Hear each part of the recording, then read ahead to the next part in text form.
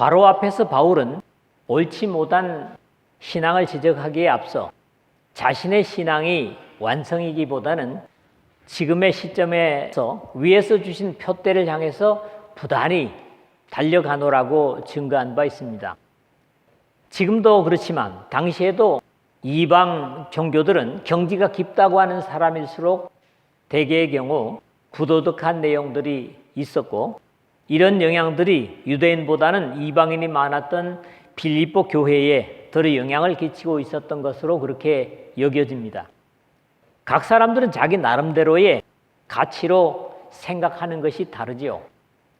그럼에도 세상과 구별된 거룩한 하늘의 백성이라는 그리스도인들의 삶의 가치는 세상의 쾌락이나 영광보다는 미래에 나타날 영광을 더 귀중하게 여기는 사람들입니다.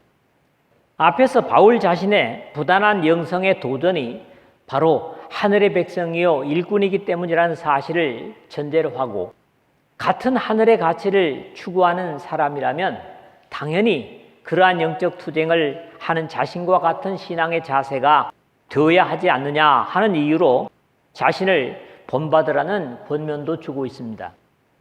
베드로 사도 역시 이 역사의 종말을 기다리는 자세로서의 삶을 당부하면서 너희가 어떠한 사람이 되어야 마땅하냐, 거룩한 행실과 경건함으로 하나님의 날이 임하기를 바라보고 간절히 사모하라. 베드로후서 3장 11절 상반절에서 12절까지 같은 권면을 주고 있습니다. 오늘 먼저 17절 말씀을 보겠습니다. 앞에서 간략하게 언급한 대로 위에서 부르신 부름의 상을 위하여 달려가는 영적인 다름질이 한순간이라도 등한해진다면 방종하게 되어서 바울이 디모데에게 경계하고 있는 것처럼 마음이 부패하여지고 진리를 잃어버려 경건을 이익의 방도로 생각하는 자들의 다툼이 일어나느니라. 베드로전서 6장 5절의 말씀과 같이 영적인 것을 오히려 땅에서의 영광을 위한 방편으로 잘못 사용할 수 있으므로 하늘의 부르심에 매진하는 삶을 본받으라는 당부입니다. 가장 기초적인 교육은 모방이다. 자주 하는 말이죠. 교육학의 이론처럼 자신이 경험하지 못한 것을 간접적으로라도 경험해 보게 하는 것이 아직 같은 경험을 한 바 없는 사람들에게 모범적인 사람들을 본받는 것, 즉 흉내내는 겁니다. 결국 담에색에서 예수도를 만났던 바울은 예수도의 어떤 명령보다도 그분의 삶을 따라 사는 것이었기 때문에 고린도 교회를 향하여 내가 그리스도를 본받는 자 된 것 같이 너희는 나를 본받는 자가 되라. 고린도 전서 11장 1절에 당부한 바 있습니다. 빌립보 교회나 고린도 교회는 둘 다 바울이 주축으로 세운 교회이기 때문이죠.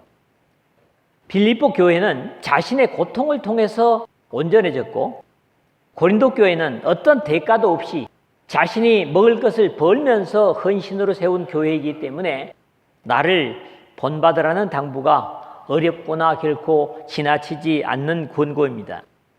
형제들아, 너희는 함께 나를 본받으라. 17절 상반절 그랬는데, 다른 곳의 사람들은 몰라도 이 빌립보에서 바울이 예수 그리스도와 복음을 위해서 희생한 사실을 누구보다도 빌립보 교회의 지체들은 잘 아는 사실일 겁니다.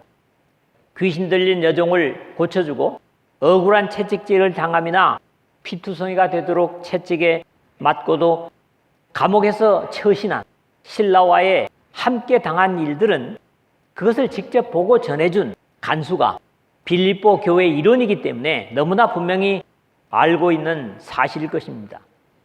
바울은 당시 세계 어디에서나 자유롭게 오갈 수 있고, 죄가 확정되기 전에는 채찍이나 태형은 물론 어떤 책벌로도 자유로울 수 있는 로마의 시민권을 가지고도 복음 때문에 형벌을 그대로 당했고, 오히려 무죄가 밝혀진 후에는 교회를 위하여 자신이 로마의 시민권을 가지고 있었음을 나타낸 것 같은 이런 구체적인 복음을 위한 희생을 봐온 빌립보 교회 성도들에게 형제들아, 너희는 함께 나를 본받으라는 권면은 더욱 호소력이 있었을 것입니다.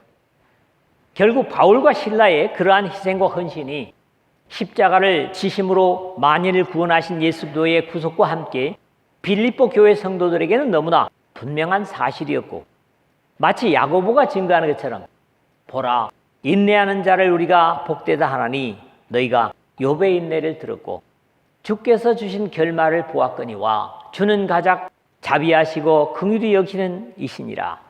야고보서 5장 11절의 말씀과 같은 결과로 빌립보 교회가 있게 된 것입니다. 아니, 실제로 빌립보 교회는 이미 여러 번 바울을 본받고 있었음을 이어지는 내용에서 너희가 우리를 본받은 것처럼 17절 중간에 말 속에서 확인하게 됩니다. 고난을 통해서 세워진 교회인 만큼 그것을 힘입고 보아온 교우들 역시 다르지 않았으므로 세상적으로도 덕스럽지 못한 비도덕적으로 옳지 못한 사람들에게서도 구별될 것을 바울은 부탁하고 있는 겁니다. 그리고 그 모범은 단순히 바울 자신만이 아니라 이미 앞에서 소개한 바 있는 것처럼 같은 사역자들인 디모데와 에바브로디도와 같은 2장 19절에서 30절의 내용이었죠.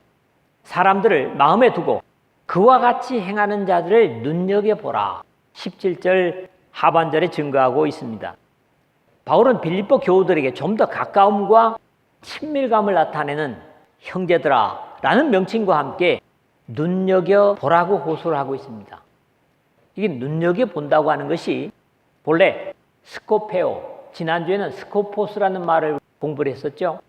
동사입니다. 이건 주시하다, 관찰하다 그런 말이면서도 목전에 있는 어떤 것을 본보기로 삼다, 이런 의미를 가집니다. 바울이나 디모데 그리고 그들이 보낸 에바브로디도를 본보기로 삼아 믿음 생활을 한다면 잘못될 이유가 없습니다.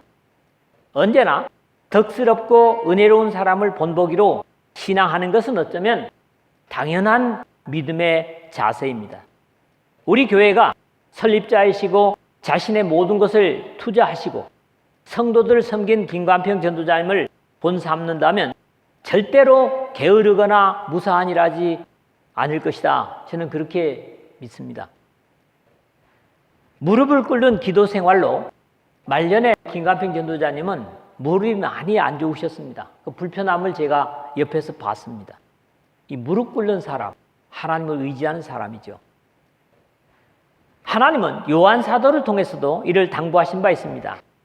사랑하는 자여, 악한 것을 본받지 말고 선한 것을 본받으라.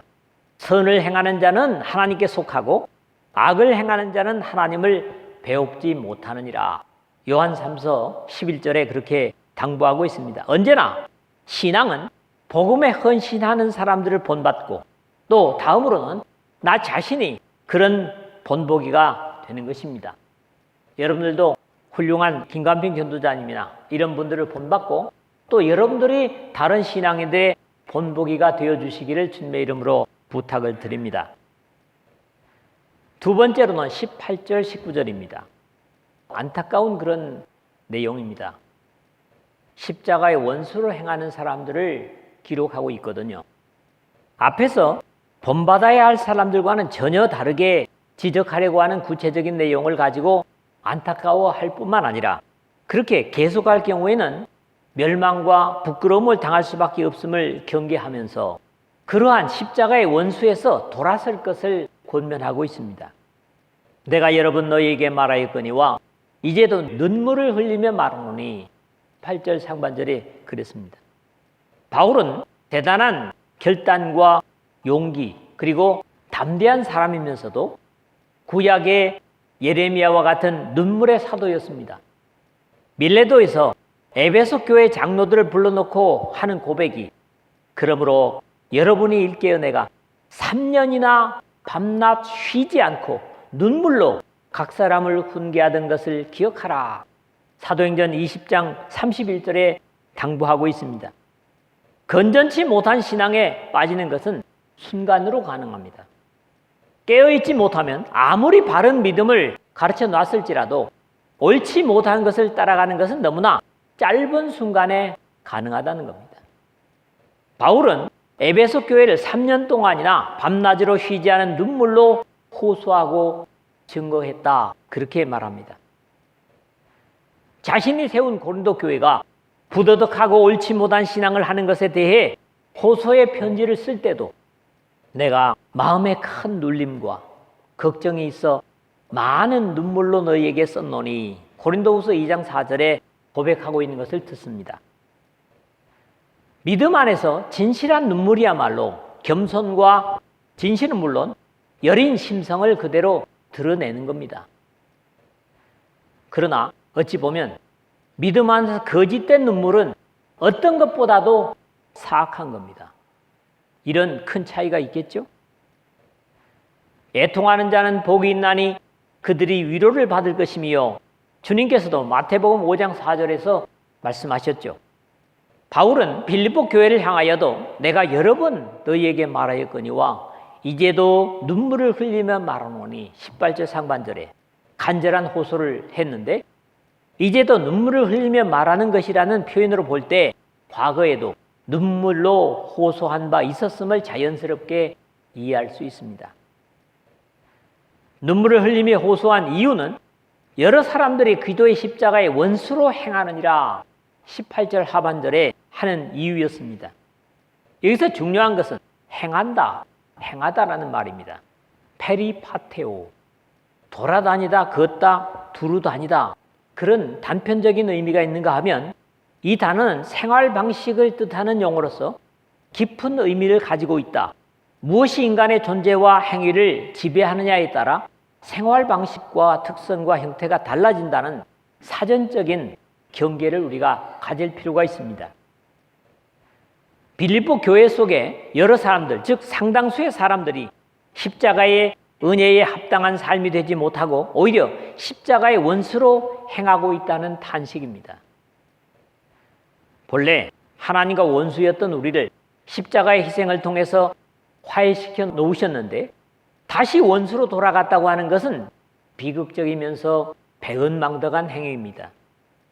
여기 원수, 에크드로스, 적대적인, 적개감 같은 표현으로 쓰고 있는 것이 그런즉 내가 너희에게 참된 말을 함으로 원수가 되었느냐, 바른 말을 하기 때문에 너희들이 원수가 되었느냐, 갈라디아서 4장 16절의 표현에서 볼 수 있습니다.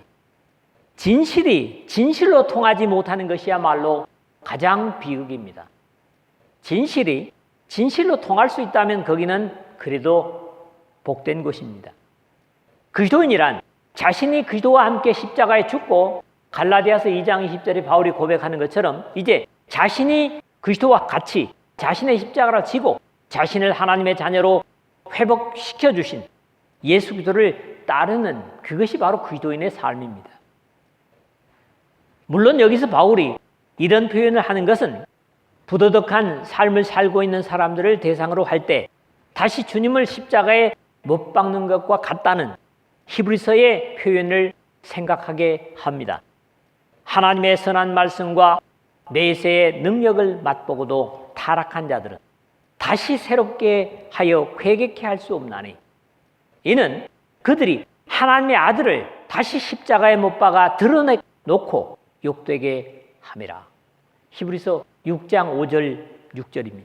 결국 이렇게 하나님의 아들을 다시 십자가에 못 박아 드러내놓고 욕되게 하는 사람들, 즉 그리스도의 십자가의 원수로 행하는 이들의 미래에 주어질 삶의 결과는 물론 그들의 삶의 현재 모습과 그런 사람들이 그런 모습을 보이는 삶의 가치를 지적하고 있습니다.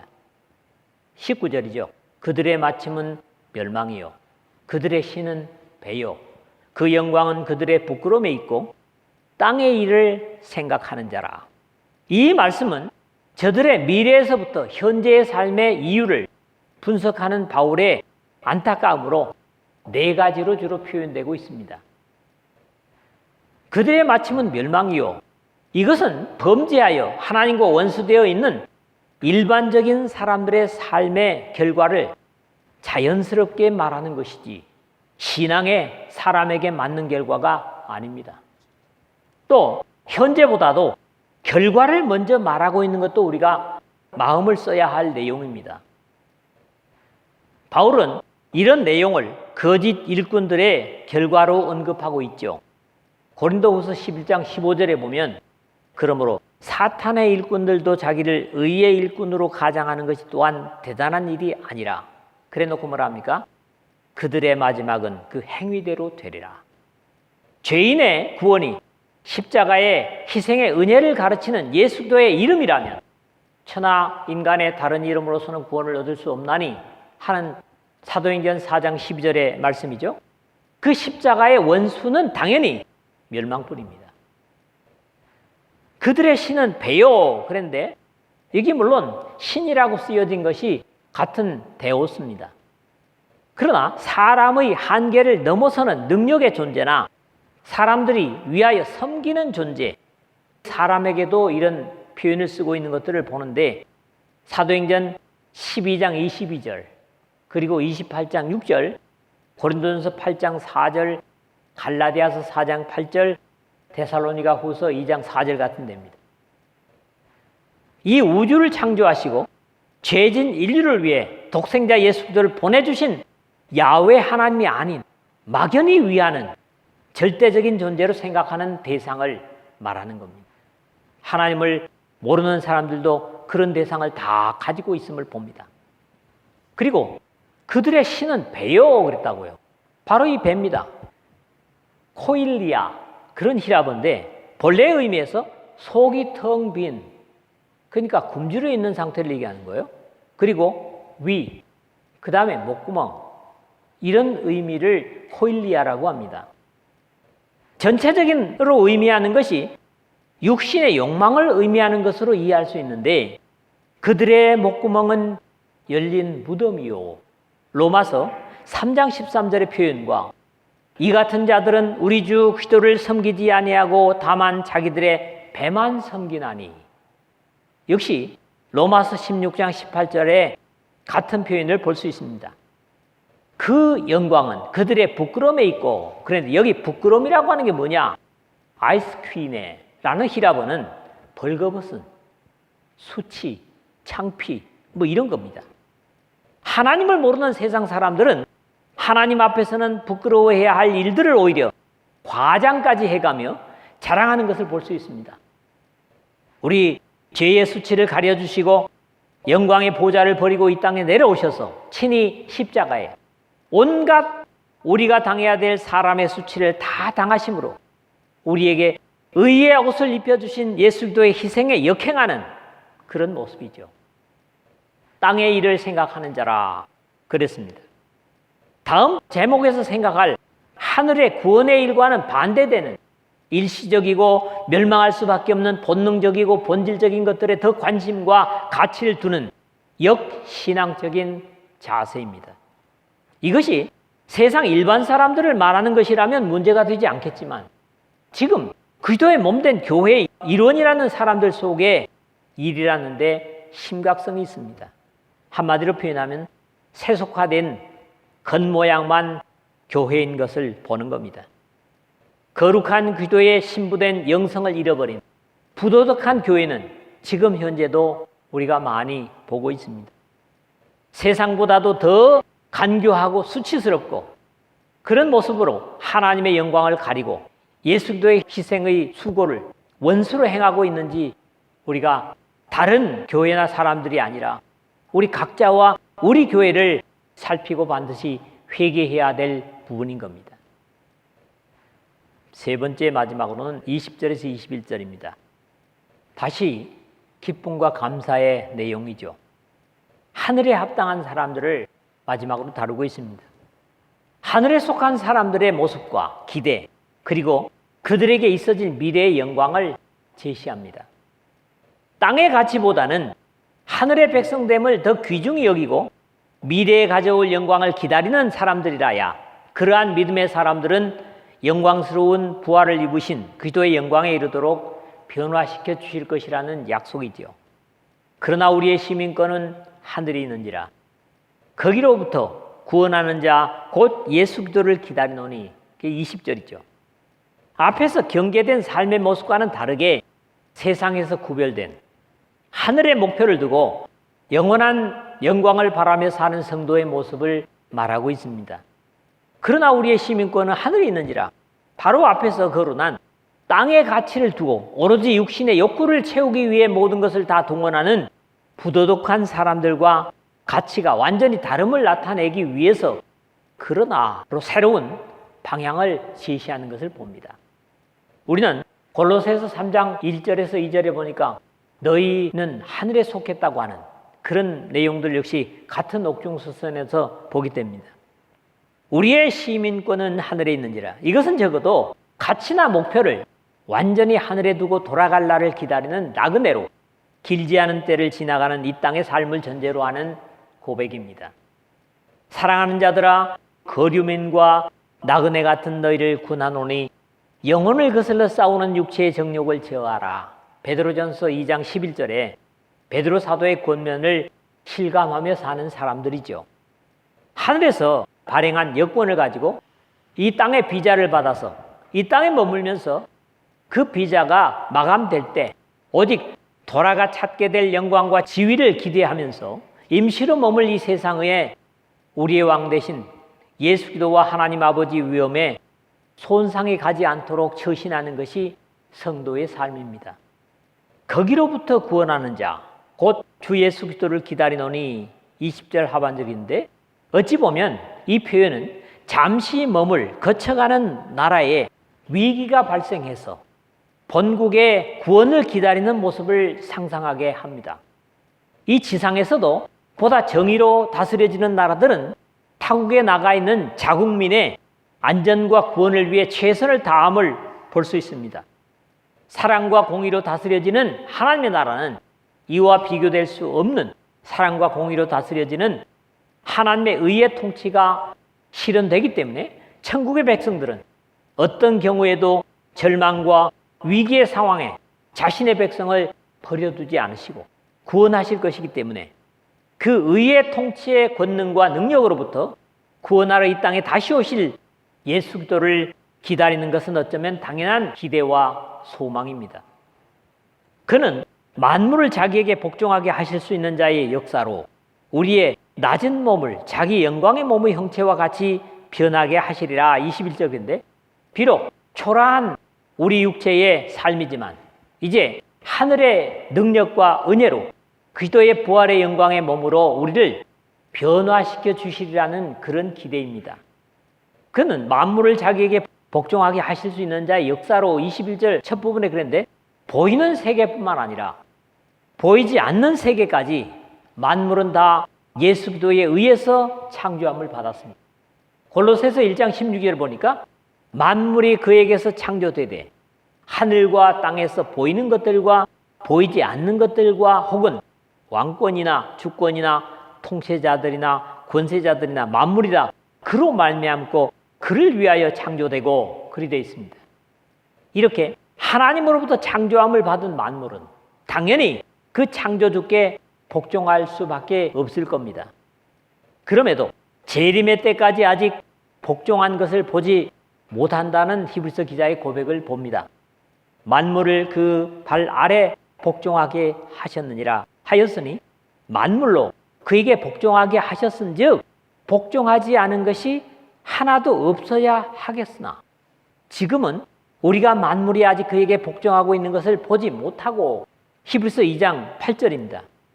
그런 단서는 선지자들의 입을 통하여 말씀하신 바 만물을 회복하실 때까지는 하늘이 마땅히 그를 받아두리라 하는 사도행전 3장 21절에 하심같이 만물의 복종이 이 땅의 마지막 재림의 때까지 연기되어 있는 것을 이해할 수 있습니다.